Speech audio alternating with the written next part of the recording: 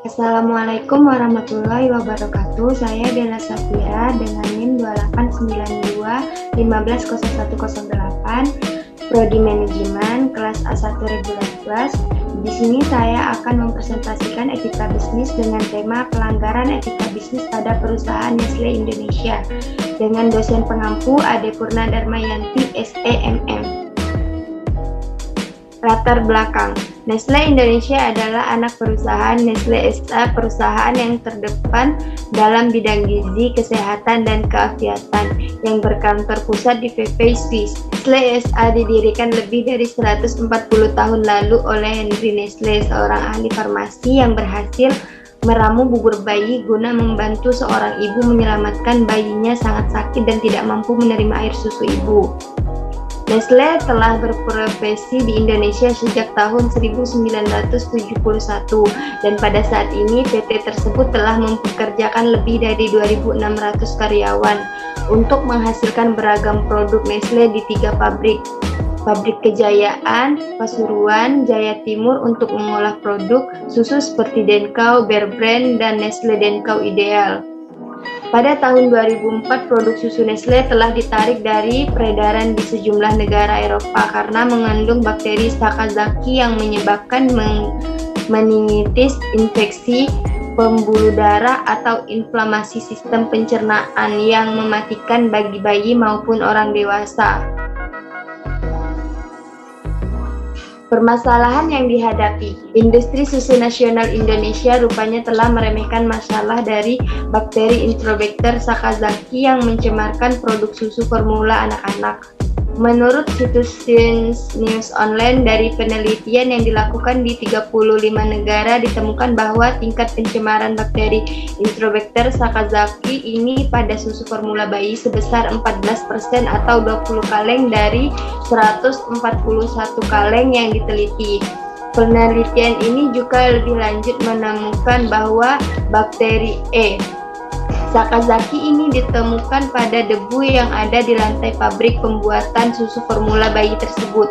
Padahal pabrik pembuatan susu formula atau makanan apapun menurut standar sudah seharusnya bersih dari semua virus, kuman, ataupun bakteri yang berbahaya. Pada penelitian terakhir, didapatkan kemampuan 12 jenis strain Sakazaki untuk bertahan hidup pada suhu 58 derajat Celcius dalam pemanasan rehidrasi susu formula. Teori pendukung penyelesaian masalah. Kini Nestle juga memperkuat kemampuan R&D melalui kemitraan inovasi di tiap tahap proses pengembangan produk, dari kolaborasi awal dengan perusahaan awal dan biotik hingga kemitraan akhir dengan para pemasok utama. Dengan menyatukan semua sumber R&D, Nestle mampu memberikan solusi makanan berkualitas tinggi dan aman untuk semua konsumen di seluruh dunia, baik dalam gizi, kesehatan, dan keafiatan, nutrisi, kesehatan, kebaikan, rasa, tekstur, atau kenyamanan. Selain itu, Nestle memberikan produk-produk berkualitas terbaik bagi konsumen serta jaminan keamanan. Dalam menjalankan bisnisnya, Nestle berusaha untuk selalu menjalankan tanggung jawab kepada masyarakat dan menciptakan manfaat.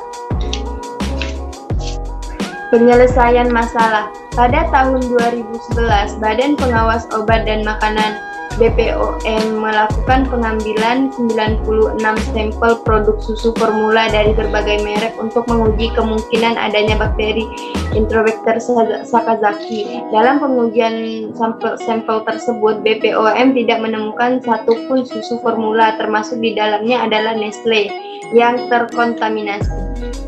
Kesimpulan, meskipun pada tahun 2004 produk susu Nestle telah ditarik dari peredaran di sejumlah negara Eropa karena mengandung bakteri Sakazaki, namun di Indonesia sendiri pada tahun 2011, Badan Pengawas Obat dan Makanan BPOM melakukan pengambilan 96% sampel produk susu formula dari berbagai merek untuk menguji kemungkinan adanya bakteri Enterobacter Sakazaki. Dalam pengujian sampel tersebut, BPOM tidak menemukan satupun susu formula, termasuk di dalamnya adalah Nestle, yang terkontaminasi. Pengujian ini dilakukan pada tahun 2008 sampai 2011 dan Nestle adalah Perusahaan yang memperbaiki diri dan mau belajar dari pengalaman pahit yang menjadikan tantangan sebagai motivator untuk meningkatkan citra perusahaan. Saran.